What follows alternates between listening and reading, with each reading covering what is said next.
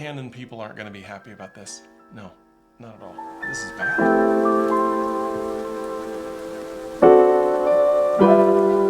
What's up, everybody? This is Joe here with Joseph Blake Photography, and in today's video we're going to be talking about the Expert Imaging and Sound Association that we all pay very close attention to, and their awards for cameras and all of the awards that they're giving out for the year 2024 to 2025. So again, I'm Joe. This is my channel, Joseph Blake Photography, where we talk about tech and gear and reviews and tips and tricks and rumors and news and all the things. And if you're anything like me, you know that awards are the most important thing in every industry, and that absolutely the movie that gets the Best Picture award is the best movie that has ever been made that year. No questions asked, hands down. Just end the conversation now. Okay, now that we've come back to reality, I do want to talk about the fact that these awards are important, right? Even if it's just internal, where the different companies are vying for position.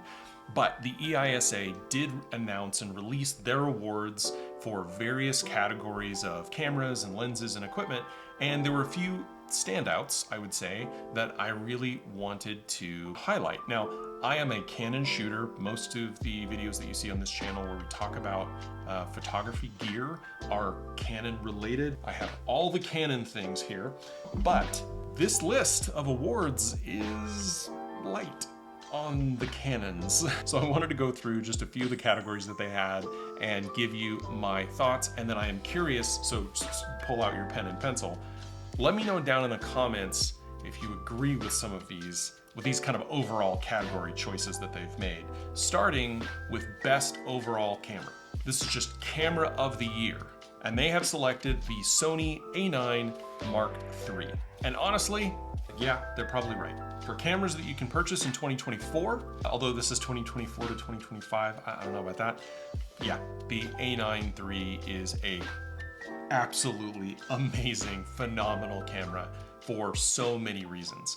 Resolution, readout speed, features, quality, the lens lineup that you can attach to it, and then just the quality of the images and video that you get. Autofocus system, it is really, I think, equal to or unmatched in many of those categories. So all around, I think, especially for the first half of 2024, this is a phenomenal camera, and honestly, this would probably be my choice as well, except I might have said the R5 Mark II, although I think, honestly, since it isn't officially, since it's only now, just now getting into the hands of people, I understand that camera isn't on this list, because you wouldn't put a camera on this list that had only been out for a couple of weeks, right? Which is when we get to the advanced full frame camera category, which they gave to the Nikon Z6 Mark III. Okay. Now, the Z6 Mark III is a phenomenal camera, spec-wise, price-wise. It's great in that category, although I would say that there are still some kind of questionable issues about the partially stacked sensor. Moving to the category of Lens of the Year, I'm skipping through some of these, but I'll put a link down below if this is something that you want to really dig into. But Lens of the Year, they picked the Sigma 50mm 1.2 Art. And I gotta tell you, I love the Sigma Art line lenses. I'm currently shooting on a 35mm f1.4 Sigma Art for the EF mount. I have it adapted. It is my favorite, really my favorite prime that I own. I do have the 85-1.4 from Canon, the EF. That's my favorite prime. This is my second favorite prime. Really, I only have 3 primes, but I do love this lens. It is phenomenal, and the Sigma Art line is just an amazing set of lenses. I agree 100% with this choice.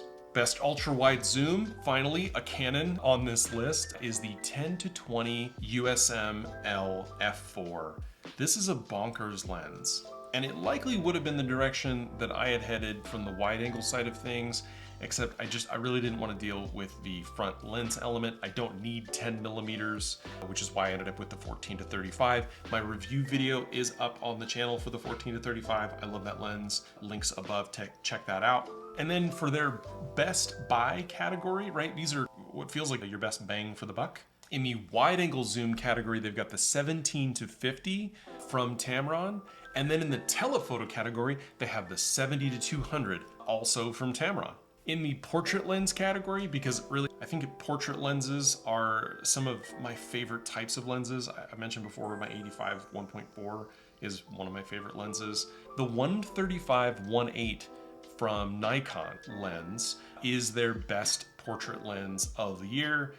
Again, love that focal range, love that aperture, and Nikon lenses are very good. But in what feels like the most important category on the lens side of things here is the photo and video lens. Best photo/video lens. This is for your hybrid shooters. And they selected the big dog, the Canon 24-105 f2.8, that giant log of a lens, LISZ from Canon, because honestly, I don't think anybody can compete with that zoom range, with that aperture, and when you attach that to a Canon camera, I think you get some of the best images and video when you're looking for both that you can buy on the market, period. So not the best lens, but the best photo video lens on this list. I will say though, I am disappointed to see that Canon does not have a camera on this list, although I will probably expect to see a Canon camera next year now that we have the R6 Mark III coming, probably an R3 Mark II, we have the R1 and the R5 Mark II. I think Canon is finally starting to flesh out the expectations from shooters, though I know there's some questions about the R1 and the R3. I'll link to the video that I did about the interview that Canon executives, they responded. I don't know if you like it or you don't, but it's their response. Check that video out. Let me know down in the comments if you agree both with my comments or my thoughts on these, as well as the winners and losers.